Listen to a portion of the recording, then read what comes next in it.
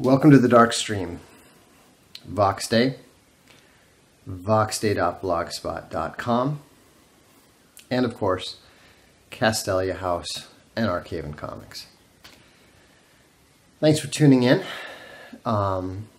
Introduced a new book today. If you get a chance, if you like John C. Wright, you will definitely want to check out Superluminary, The Lords of Creation. But that's not what I want to talk about. What I want to talk about was my thoughts relating to the way that Donald Trump has changed right-wing politics. Yesterday we talked about the fact that conservatives are fundamentally cowardly. They have no ideology, they have no actual principles. What they have is a posture. And of course, like everybody prone to posturing, they don't have any ability to maintain that posture, and it doesn't serve as a foundation or a base for anything. If you think about it, when you are striking a pose, you set yourself in an intrinsically defensive position. The difference between a Cuckservative and a fake American is that a Cuckservative is an American, but he is not loyal to America. A fake American is not American at all. And so, we've talked about what the conservative response is. We all know what that is. But what we're talking about tonight is why. Why conservatives do that so often. And the reason is that it's baked in the cake. Like I said, it's a posture. So when you are posturing, what is your primary concern? Your primary concern is to hide the truth that you're trying to conceal with that pose. Okay? Think about it. If I'm striking a pose as being a strong man, what is the one thing I'm absolutely going to avoid doing?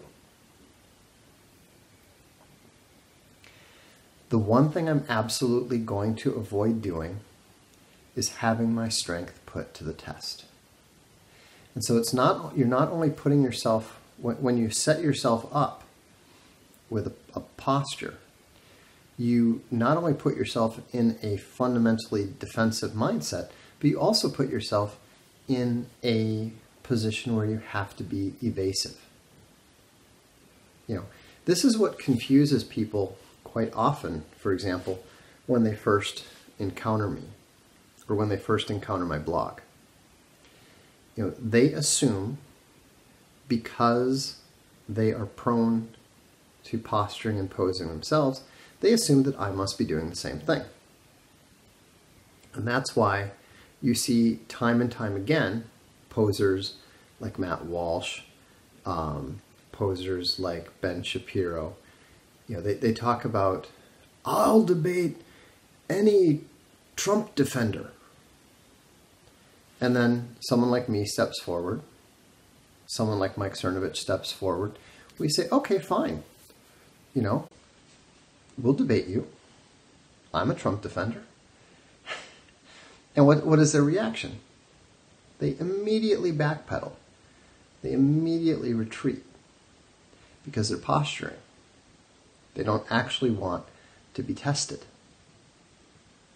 And so you have this intrinsic conflict between conservatives who are striking poses. Think about it.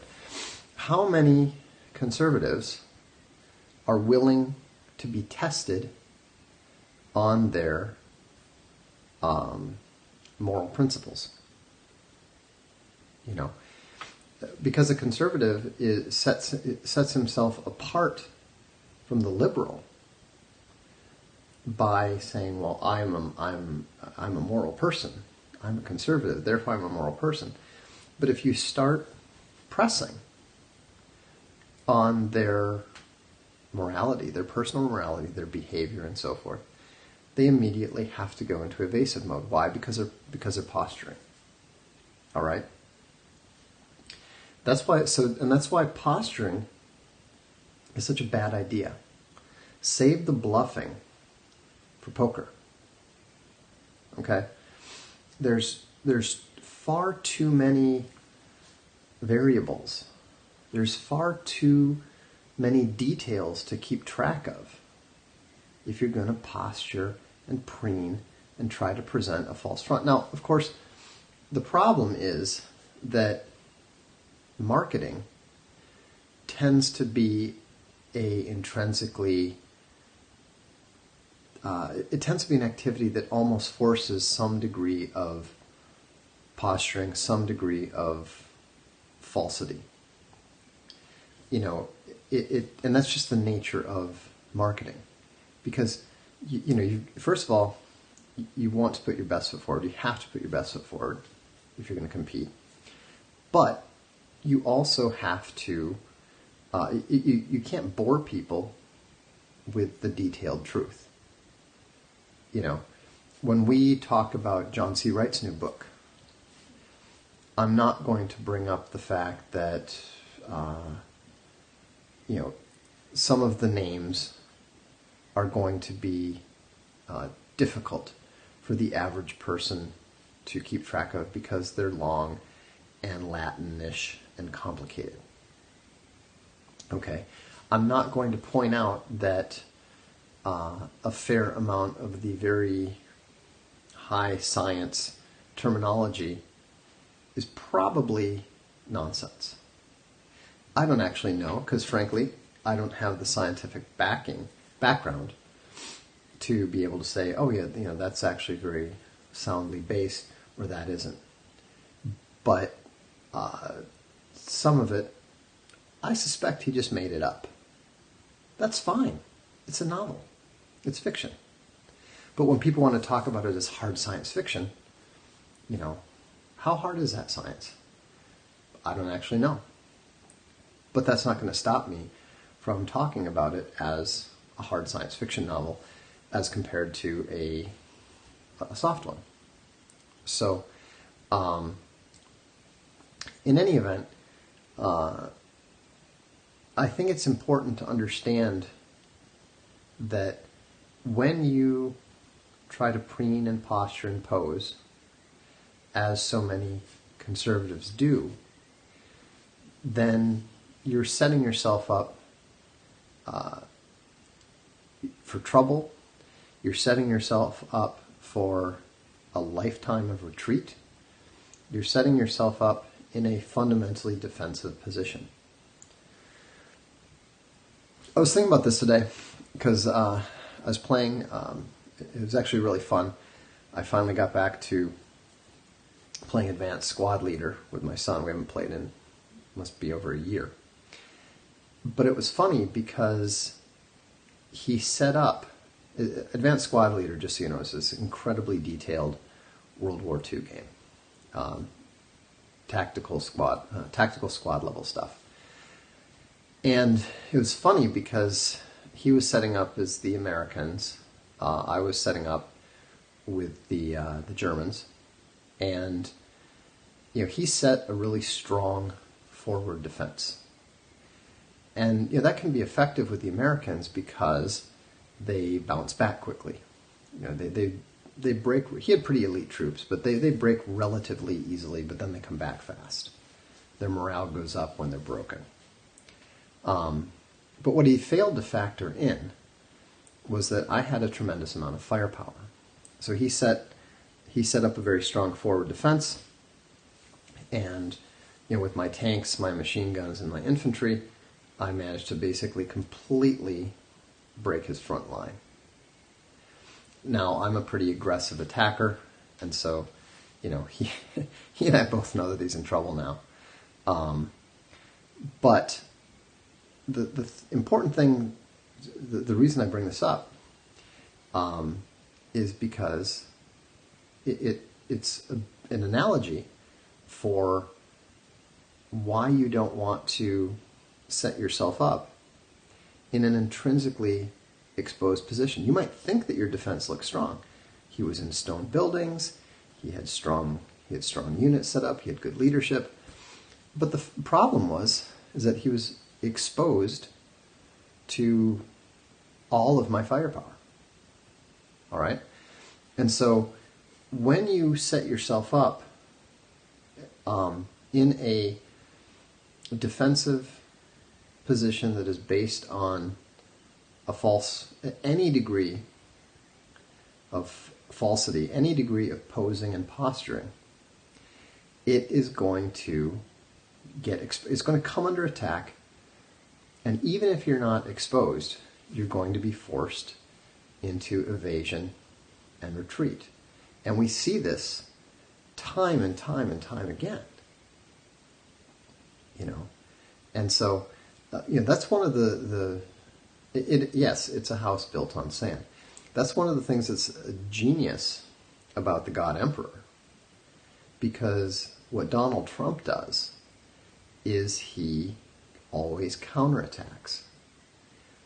He's actually kind of like the German infantry in World War II. Their doctrine said, if you get pushed off of a position, as soon as you can gather your forces together, you counterattack immediately. Because usually the forces that have just pushed you off are not in a combat-ready state. They think it's over. An attack, attack can be an effective, I would say attack can be an effective form of defense. The Japanese in World War II took it too far. They went with their crazy bonsai tactics, and that just got them all killed, for the most part. I believe that Trump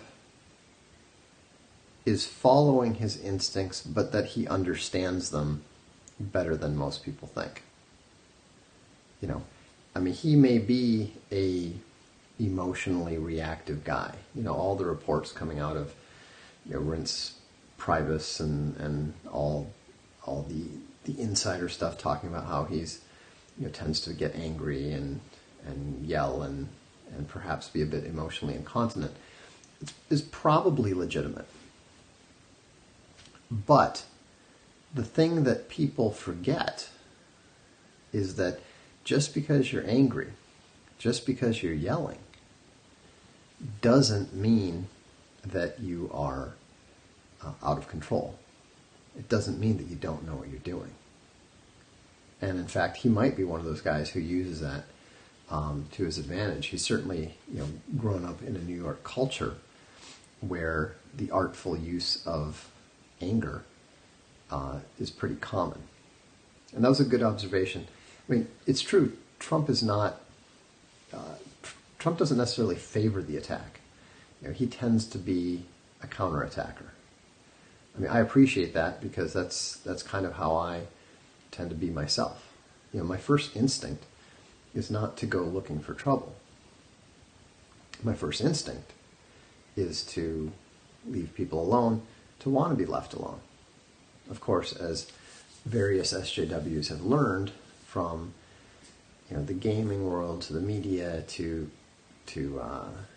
science fiction and so forth, they've learned that I can counterattack pretty hard, and that's why people have gotten a lot better about leaving me alone.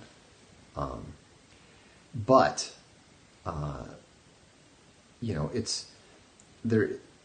it's very important to counterattack when the SJWs attack you. It's tremendously important. And the reason that it's so important is that it completely discombobulates their offensive. They have, SJWs are all attack. If conservatives tend to be far too prone to defense, SJWs in particular, and progressives in general, both tend to be way too attack prone. And so it'll be.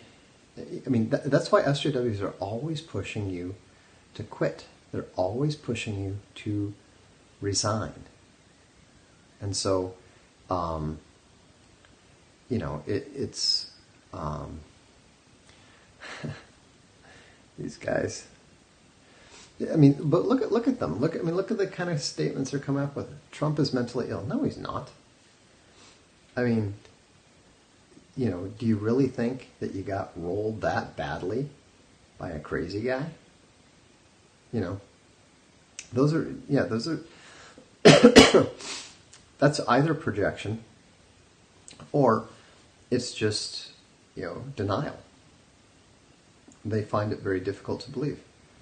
Why would I block that guy? Because he said something that was false. I don't tolerate liars. If people want to have a discussion with me, that's fine. But if you're going to come up and say 2 + 2 = 37, that's not something to discuss. That's not a question. That's not entry to a discussion. That's an attempt to hijack the microphone. That guy's welcome to go and do his own Periscope and talk all he wants about Trump being mentally ill. Why did he come on here and make that announcement? Because he's full of shit and he's trying to spread his falsehood around.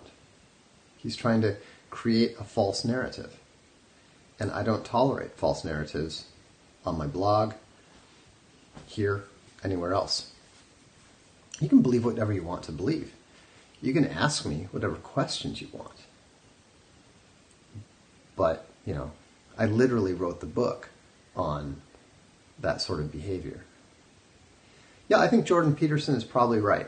I think that he is, or he may be, actually no, let me back it up. I think Jordan Peterson cannot be right. Or I should say he's very unlikely to be right. Trump's IQ is probably in the low 130s. And the reason, the low to middle 130s, the reason that I say that is that he's of an age when he would have, I believe, I'm not sure about this, but I believe that he was probably of an age to be taking the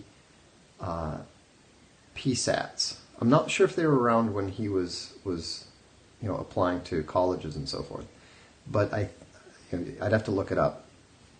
I know they were around when Hillary Clinton was doing so, and so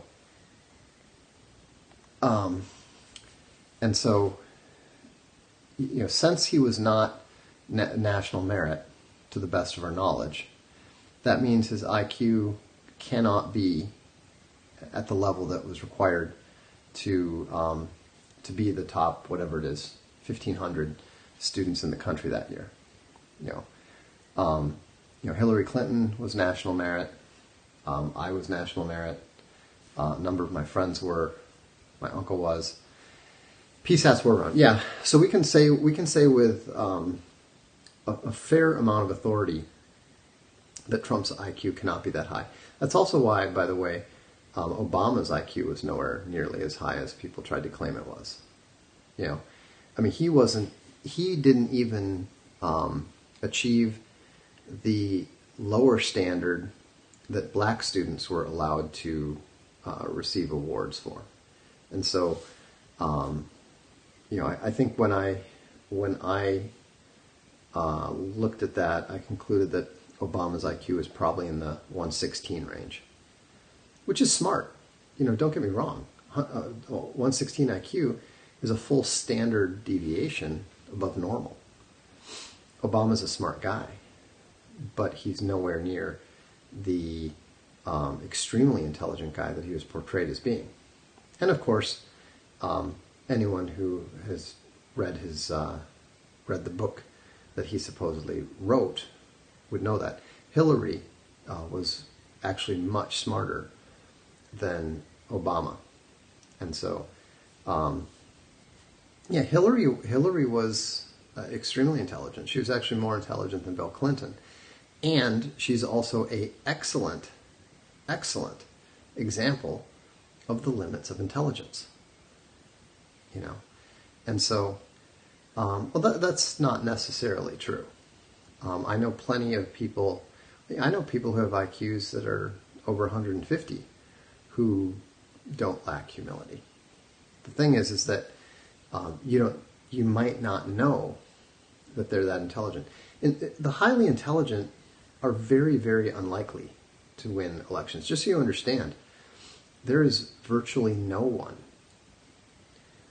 no president is likely with an IQ, nobody with an IQ over 140 or so is likely to win an election. And that's because of what they call the communication gap. Basically, when you have a difference of 2 standard deviations, or roughly 30 IQ points, people simply cannot talk to the average person. It's possible that Jimmy Carter was that smart. You know, he was, he was in the Navy in a specialty that selected for high intelligence. So, but we should know. I mean, was he national merit or not? If he took the PSAT and he wasn't, then we know he wasn't that smart. So, I mean, that's what's kind of ironic to me when all these people are trying to theorize about, who is smart and who isn't. I mean, if you're in the States and it's anything before they changed the SAT in like 1990, whatever it was, we know for a fact, because everybody in America, between for those 35 years or so, everybody who was going to college was taking intelligence IQ tests, because that's what the PSAT and the SAT were at the time. They're not anymore, so they're useless in that regard now. But for people who are my age and a little bit younger, yeah. So basically, for 40 years, from about 1995 to I think 1992. Practically every college-bound student was taking IQ tests. And because of national merit setting its goals up, setting its rewards up and stuff, we know who scored well and we know who didn't. So, and if I recall, the only candidate that I can remember being national merit was Hillary Clinton. She may well have been the smartest person to be nominated for the presidency. And yet she ran one of the least competent campaigns of all time. And that's not uncommon. It's actually quite common. It's very, very difficult for highly intelligent people to relate to or to communicate with average people, and even moderately above average people. Yeah, Hoover was very smart, and look what happened to him. Anyhow, but to get back to the point, you need to. You're wrong. The PSAT literally was a IQ test. Look it up. There's also the Army used to give a test that was functionally an IQ test. The NFL still does, which is the Wonderlic. Well, yeah, fine. If you want to say it has a strong correlation, the point is that it is accepted by many organizations, including things like Mensa, as being effectively, or having effectively been an IQ test.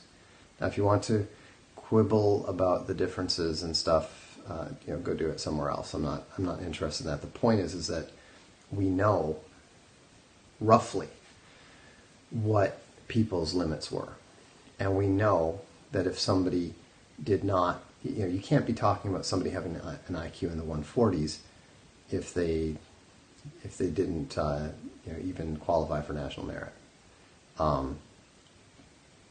Anyhow, so the point is that conservatism is ending up where it was always destined to end all along. If you look at Russell Kirk, if you read Russell Kirk, you can see that there is no there. You know, everything is relative. Everything lacks a firm foundation. I'll give you an example. They talk about conservatism. Russell Kirk talks about conservatism valuing tradition and valuing religion. And yet, it doesn't say anything specific. It doesn't say anything specific about conservatism values Christianity in particular. You know, they don't, you know, so conservative values don't really exist because they are mutable. They change very rapidly, you know. And so, so anytime you have, you know, it's just like a ship on the ocean that hasn't sunk its anchor. Conservatism has no anchor. If you want to disagree with me, fine. Tell me what the anchor is. What is the anchor that substitutes for Marxism's class struggle and labor theory of value? Marxism has an anchor. If you get too far away from that, you no longer have Marxism. Okay? But the thing is that the paleocons, they were not really conservatives per se. We thought they fit that mode, but what based those guys was fundamentally their Christianity. You know, Jerry Pournelle was a strong Christian. But again, you're saying conservatives would argue that free market and traditional value. What is a free market and what traditions? Islam is a tradition. So, actually, yeah, and mostly Catholic. Those guys, well, I don't think Pournelle was Catholic, but yeah, the other guys were Catholic. But the point is that you're confusing, when you look at them, it wasn't the policies that they supported that happened to fit within the conservative movement that were their anchor. They had a separate anchor that the conservative movement clearly did not have. And so that's why you've seen the conservative movement get thrown about by the waves and now thrown onto the rocks. Now, obviously, Trump doesn't have a particularly strong anchor either. And yes, that's absolutely true. Conservatives and Republicans should focus on the white vote. I've said for years that we are transitioning into the white party versus the not white party in the United States. That's what American politics is today. It's Americans of European descent versus not Americans of not European descent, plus Americans of European descent who are siding with the other side. And so that's what all politics in the United States effectively are. That's underlying that. So, yeah, I mean, the alt-right is basically Christians and non-Christians who want Western civilization and America to survive. That's what it boils down to. The only reason that it gets confused with racism is because it is mostly, not entirely, mostly white Americans in the United States who prefer that. Everybody else wants to see things changed more. They want to change things. They want to get rid of the Second Amendment. They want to get rid of free speech. They want to get rid of all the traditions that make America unique. They want to get rid of Christianity, which is, as Belloc said, you know, the faith is Europe, Europe is the faith. So, anyhow, I hope this helps you know, put my outlook on the failure of conservatism in perspective. It was going to happen sooner or later. It had to happen sooner or later. If you're going to have a boat, if you're going to have a sailboat out on the ocean without a rudder and without an anchor, sooner or later, even though it's a big ocean, sooner or later, it's going to get thrown onto the rocks. So, anyhow, have a good evening. Thanks for tuning in, and we'll look forward to seeing you next time.